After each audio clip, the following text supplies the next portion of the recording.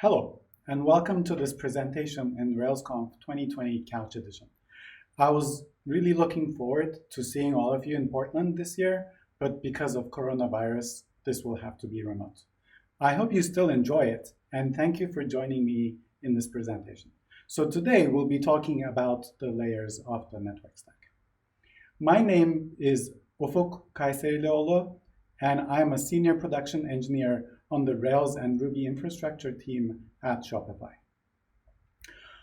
Since you're watching a RailsConf talk, I'm going to assume that you're at least vaguely familiar with Rails, HTML, JavaScript, and CSS. And I would also assume that you know a thing or two about HTTP as well. However, for most of us Rails developers, or for most web developers for that matter, the lower layers of the network stack are a big unknown. You might have heard a million acronyms like DNS, TCP, ICMP, 802.11, and maybe you're familiar with some of them. What I've often seen though is that most web developers don't really understand all the complexity that lies beneath their applications. However, understanding the inner working of the stack you're working on proves to be an essential asset.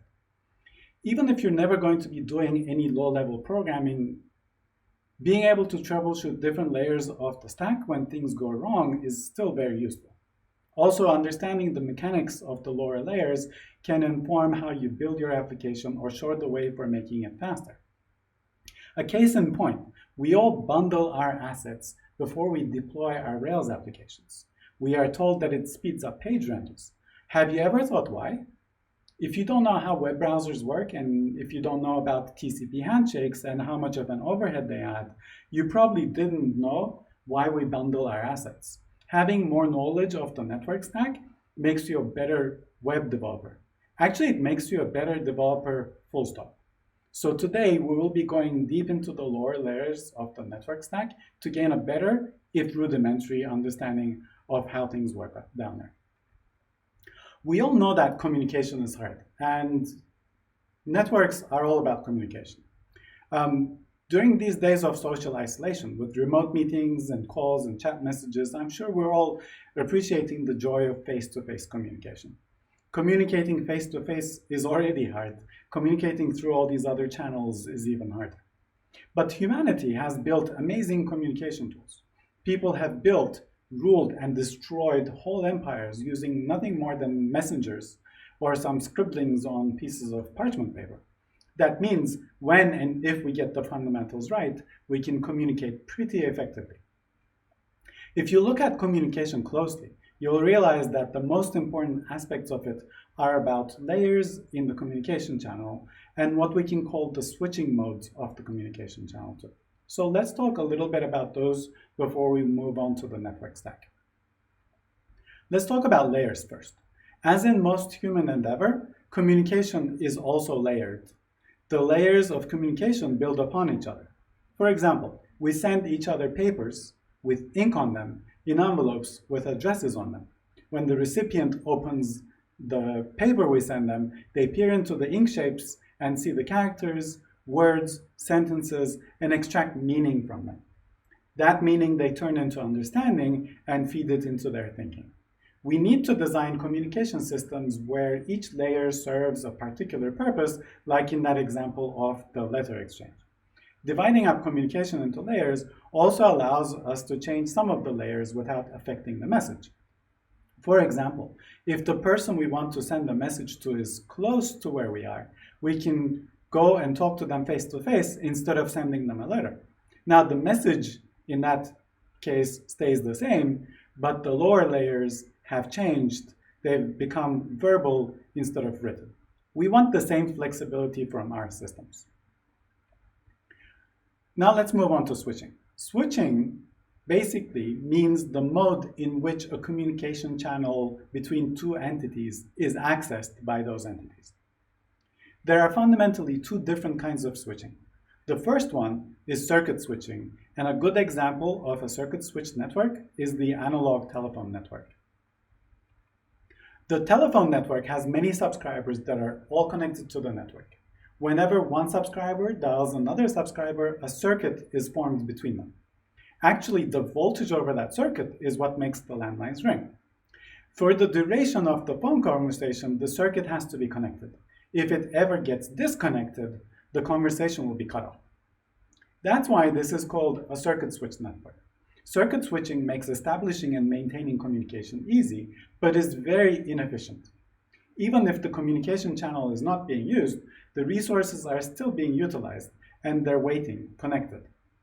The equivalent of circuit switching in real life would be to employ a messenger always waiting outside your door, always ready to send your messages to your friends. Most of the time, either the messenger would be idle, waiting for you to communicate with someone, or you would have sent the messenger off. You can't send another message until the messenger has come back with a response. Another mode of switching is called packet switching. A good example of packet switching is the postal network. In the postal service, if you want to communicate with a friend, you write a letter and place it in an envelope and put it in a mail collection box.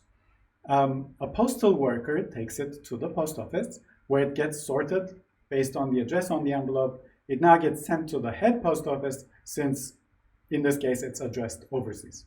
The head post office sorts it and decides it should go on a plane to that different country. Now the letter enters another country's postal network. The receiving head post office routes it to the regional post office. The regional post office gives the letter to the postal worker, who takes it to the correct address and places it in your friend's mailbox. Then your friend gets the envelope and reads the letter hopefully. There are two important things to notice here. No leg of the communication hogs any resources. If you want to continue communicating with your friend, you need to send another letter. And two, routing of the message crosses different networks that operate independently, yet every point is able to route the message to the next point. And every point in the route only needs to decide where the message is going to go next, and no one has to know where your friend lives except the last postal worker who delivers the message to your friend. So we want to build something like this. Some smart people in early 1980s came together to standardize networks. They created the Open Systems Interconnection, OSI for short, model of how such a system should operate. The model consists of 7 layers, each with their independent responsibilities. These are from bottom to top: physical, data link, network, transport, session, presentation, and application. These 7 layers make up the network stack. On top of the stack sits your applications and services. The OSI model is a concept and a reference. The concrete implementation of a modern network stack that we will analyze is TCP/IP, but we will still look at it from this perspective of the OSI model. Let's see how the stack works when an application on our computer wants to talk to another computer. The application on our computer wants to send a piece of data. It passes the data onto the application layer. The application layer adds some headers and footers and passes it onto the lower layer. At each layer of the stack, some data appropriate for that layer is appended. You can think of these as envelopes within envelopes. And when we get to the physical layer, once the physical layer is done with it, it gets transmitted to the other computer. Once the physical layer on the other computer receives the data, it checks the envelope. It verifies the integrity and makes sure it has received the message intended for that computer. It strips the envelope for the physical layer and passes the payload to the layer above. Each layer does the same thing in turn until it gets all the way to the application layer. The application layer also strips its data too. Finally, the data gets passed to the application in the other computer, and thus communication is enabled. Let's start diving in and starting from the physical layer. Here, Alice is a lone computer sitting with no one to talk to. She realizes Bob is nearby, but they can't communicate until someone builds a physical link between them. This link can be something as simple as a twisted pair Cat5 or 6 cable carrying electrical signals. Or it can be something like Wi-Fi carrying signal across the air using electromagnetic waves, or it can be something as silly as pigeons carrying USB sticks. The bottom line is, it doesn't matter how the physical layer is formed. What it needs to do is to be able to carry some sort of digital data as individual packets. This was connecting just two computers, Alice and Bob. But what about Charlie? Are we going to connect all pairs of computers to each other? No, since that would grow quadratically in cost and complexity.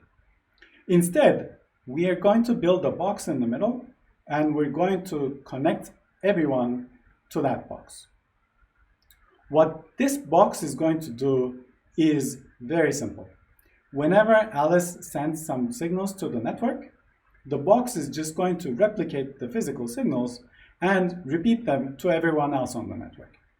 This box is just a simple replicator and is called a hub. Thus, a hub is a simple layer 1 device on the network. It's the simplest network equipment you can build, actually. A hub, though, is quite wasteful since it keeps sending all the data to all the parties. We can solve this problem on layer 2, though. Now we have the same physical network, but we want to have a new box that is smarter. We want the new box to send the data only where it needs to go. But to do that, we need a new concept. We need some addresses for each machine. Let's give all of these machines some addresses. The addresses we give them in this case are 6 bytes long, and we will call them MAC addresses. Now that we have MAC addresses, we can require all messages to have a source and a destination address. So the device in the middle can look at the data flowing through and can learn which computer is connected to which port. Afterwards, it can send the data to only the correct computer. This device is called a switch, a network switch. So Alice now has to put together an Ethernet frame. She puts the MAC addresses of Bob and herself as destination and source addresses, notes the length of the payload, places the payload received from the upper layer in the stack, and appends a checksum to prevent against corruption. She takes that and sends it to the network. When the switch receives it, it knows to only send it to Bob's physical connection since the destination is Bob's MAC address. Now let's take a look at the network layer. The problem with data link layer is this. We can't realistically expect all the computers in the world to be connected to the same network. In this example, Alice is on a network with Charlie, Dave, and Aaron. Notice Bob is not on this network now. Maybe he went to his vacation home. How can Alice still communicate with Bob? Let's also assume for a moment that Charlie has another connection that is on the same local network as Bob. Now Charlie can intermediate data transfer between Alice and Bob. But how? We only know how to do data transfer on a local network. We now need to figure out how to do data transfer on a network of networks. Thus, MAC addresses lose their importance. We need a new higher level identifier for addressing nodes on different networks. The most widely used implementation of layer 3, the networking layer, is the Internet protocol. In IP, each node is assigned a 4-byte, that is 32-bit, numeric address called the IP address. So let's assign them to all the endpoints. Alice has address 192.168.1.2. Bob has 192.168.10.10. Notice that Charlie has 2 IP addresses, one on each network. The analogy here is the following. It's easy to describe a location to a local person. You say it's on the corner of X and Y. But if you were describing the same location to a person from another country, you would need to tell them which country, which state, which city, which neighborhood, etc. that location is exactly in. That is the difference between MAC addresses and IP addresses.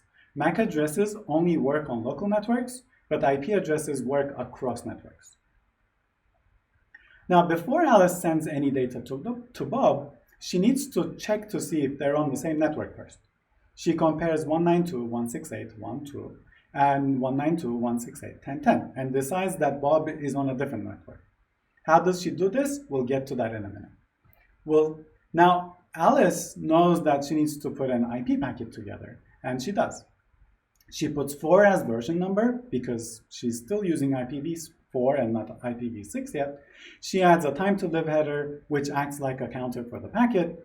She adds her IP address and Bob's IP address as source and destination addresses.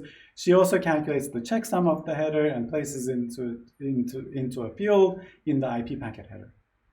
There are actually more IP header fields than these, but these are the most essential ones. You can go to the website accompanying this talk to read what all the other headers are. Once she's built a header, she attaches the payload given to the network layer from the layer above, the transport layer, and sends the packet off to Charlie. Now, Charlie receives the packet and inspects it. It sees that it's addressed to Bob. He checks his own network connections to see where to send the packet off to next so that it gets delivered to Bob. And Charlie notices that Bob is on the purple network that Charlie is also on. So he sends the packet off to Bob in the other network. Thus, Charlie has become a router between these two networks. There could have been more routers between Alice and Bob, but the result would have been the same. Every router that is connected to multiple networks has an algorithm to check for where to send a packet off to next for it to reach its destination. This is no different than post offices around the world being able to route letters without having to know exactly where each recipient lives. Let's get back to that question from earlier. How did Alice know that her and Bob were on different networks? Also, how did she know to send the packet to Charlie and not Dave or Aaron? The answer is that Alice has more than just her IP address. She needs 2 more pieces of information that describes the network she's on. Those are the subnet mask and the default gateway. The subnet mask is for checking if 2 devices are on the same network. This is how Alice uses the subnet mask to do that check. She takes her IP address and her subnet mask and performs a bitwise AND operation. Remember, all these addresses are actually 32-bit numbers, even though we write each byte as a decimal number. The bitwise AND is applied to these numbers' binary representations like this. An AND with a 1 will always give you the original bit, and an AND with a 0 will always give you 0. So when we perform this calculation, the subnet mask in this case has 1s for the first 3 bytes and 0s for the last byte. So it basically just zeroes out the last byte of Alice's IP address. So the result becomes 192.168.1.0. Now Alice does the same comparison with Bob, the same calculation with Bob's IP address and her subnet mask. She does the same bitwise and it again zeroes out the last byte of Bob's IP address. So Alice gets 192.168.10.0. She compares these 2 results and they're not the same, so Alice and Bob are not on the same network. There is one lingering question though. How does Alice know where to send her packets to if she wants to send data to her default gateway Charlie? She only knows Charlie's IP address, which is 192.168.1.1, but she does not know Charlie's MAC address. But we know that to talk on a local network, Alice needs to send a data link frame with Charlie's MAC address. So how can she discover Charlie's MAC address? The answer is the Address Resolution Protocol, or ARP for short. ARP is a network layer protocol to resolve IP addresses to MAC addresses. How does it work? Very simple. You ask everyone and the right person answers back. Alice puts together an ARP packet with the question, who is 192.168.1.1? and broadcasts it onto the network. The packet goes to all the machines on Alice's network. Dave and Aaron just drop the packet since their IP address is not 192.168.1.1. But Charlie processes it and responds directly to Alice with a response ARP packet saying, it's me, I have the IP address 192.168.1.1. Alice, upon receiving this message, records the sender's MAC address and maps it with the IP address 192.168.1.1. She also keeps this record around so that she doesn't have to keep doing the same dance all the time. And where she records it is called the ARP table. Now that Alice knows Charlie's MAC address, she can send her IP frame to Charlie by addressing it to Charlie's MAC address. There's a handy tool called ARP on Unix and Windows systems, which you can use to make queries or see the state of your ARP table like this. You can go and check it out. You can see it running on my computer here. There's one more protocol that exists on the network layer, and that is the ICMP protocol. ICMP stands for Internet Control Message Protocol and serves to provide control and diagnostic features on the network layer. The simplest example of an ICMP message is the echo request message. If Alice sends an echo request ICMP message to Bob, Bob will answer with an echo response message. This is a very simple ping-pong mechanism. So that's why this is called pinging a machine. This is how the ping command works.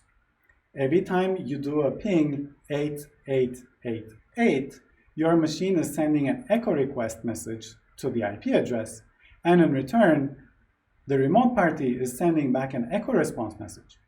When your machine receives the reply, it calculates the time difference and shows the round trip time. Now let's switch gears and move on to the transport layer.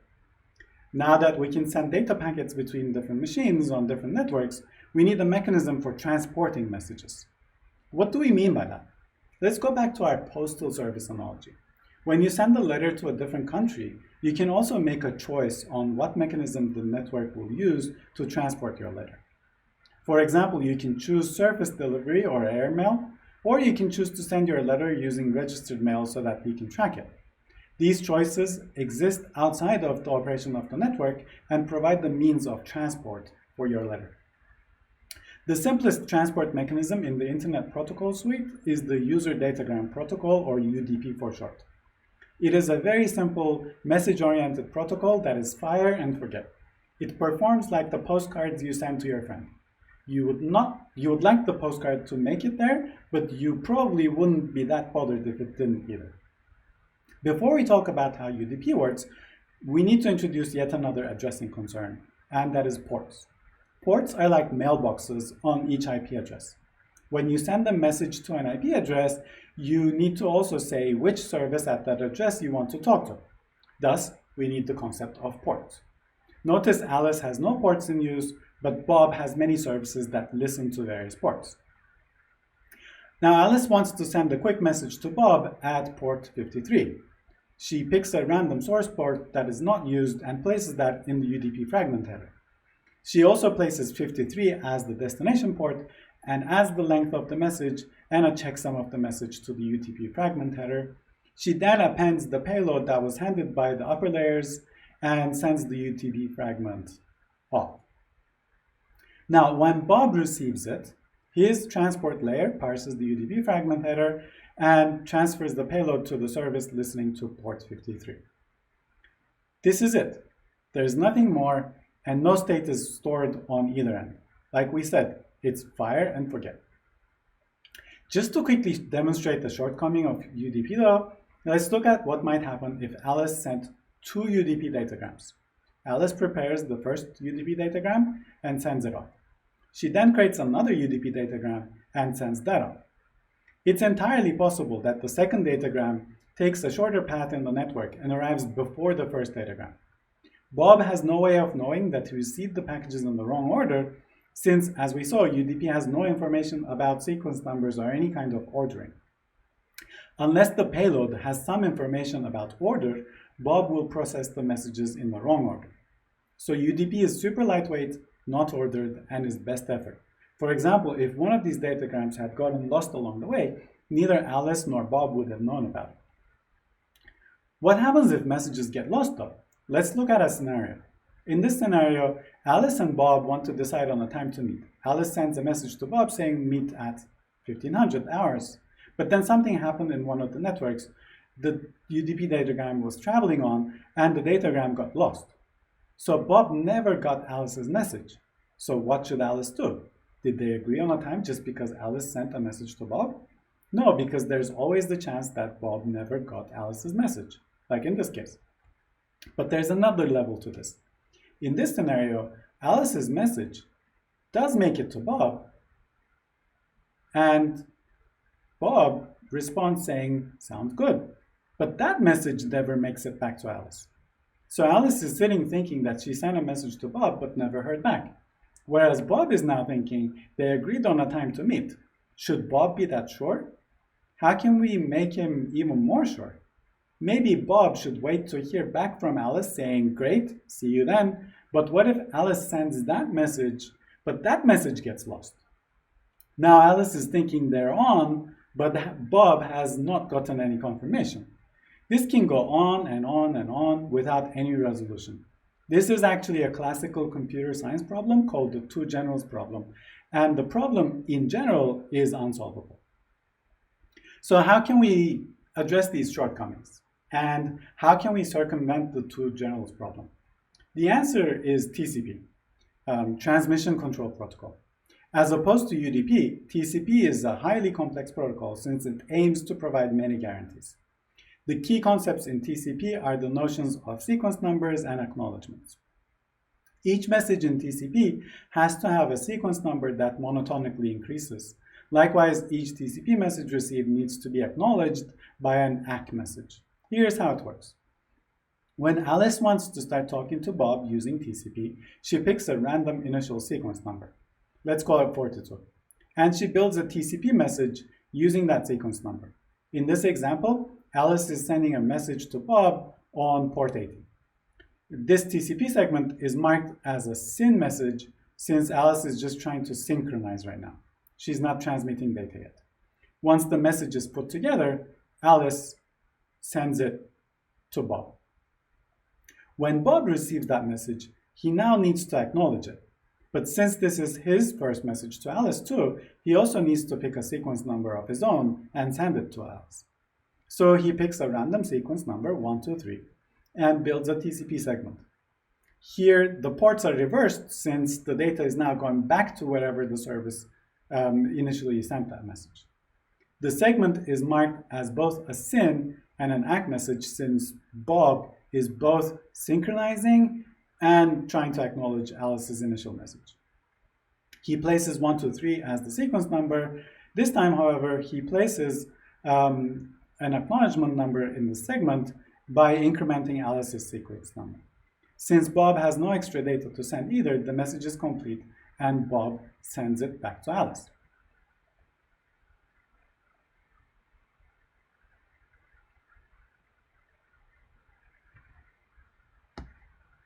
When Alice receives the SYN-ACK segment, the initial synchronization is complete.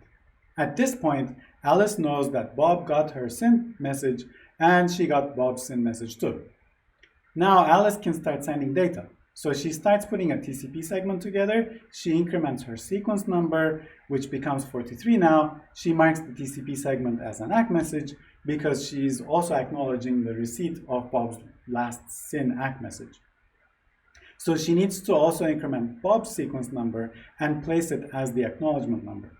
Alice adds the payload that she wants to send to Bob after this TCP segment header and sends the package off to Bob. This is called a three-way handshake and is the signature of TCP communication. Of course, this alone doesn't solve the problem we've encountered before. It just guarantees that each message received is associated with another message sent. Now let's see what happens if Alice's initial SYN message gets lost. Alice prepares her initial SYN TCP segment and her sequence number as before. However, as soon as she sends the SYN message, she starts a timer. If the SYN message gets lost and never reaches Bob, the timer will ultimately expire. When that happens, Alice will retry the same SYN segment again. She will reset the timer and start waiting for a response. This time, she gets the response from Bob just in time. This timer is called the connection timer. If Alice never got a reply from Bob after a few tries, she would give up and notify the upper layers that there was a connection timeout. This is the reason why you sometimes see connection timed out messages if you're having connectivity problems. The timer exists on Bob's sides as well. Every time Alice or Bob send a message, they start their timers and wait for an acknowledgement. If the acknowledgement is not received in time, the connection is deemed lost. This way, TCP is able to ensure that either every message is guaranteed to have been delivered by receiving an acknowledgement for it, or that there is a problem with the session and that everything should be dropped. In that way, it's an approach to addressing the journal's problem without solving it. Moreover, the sequence numbers in TCP messages ensure that even if segments appear out of order on Bob's side, Bob can still reorder them by using the sequence numbers. As a summary, TCP provides reliable and ordered communication between two parties, but this comes at a really high cost. Each connection needs to keep track of a running sequence number, a timer for acknowledgements, a list of which received sequence numbers were seen or not, and a buffer to make sure messages can be reordered before being processed. This makes TCP a really heavyweight protocol. Finally, we're at the application layer. Did we skip layers 5 and 6? Yes, since for most protocols, layers 5 to 7 have been combined into a single layer. It turns out the increased flexibility of having separate layers decreases functionality, so some of these layers are merged into one. The first protocol I want to mention at the application layer is DNS. As most of you might know, DNS is the protocol that queries domain names and resolves them to IP addresses. It can do more than that, but that is the most basic functionality of the DNS protocol. Without going into too much detail, a DNS query places the payload, which in this case would be a domain name like Shopify.com, and fills in the other fields of a DNS query. Since the DNS protocol is a binary protocol and since it has more functionality, the actual request is much more complicated than this, but this should give you a rough idea. This query is sent by UDP to the DNS server at port 53. The DNS server will look up the domain name and will return a response. When Alice gets the response, she looks at the DNS message and sees there is one answer and the address she queried for was 35.185.82.132.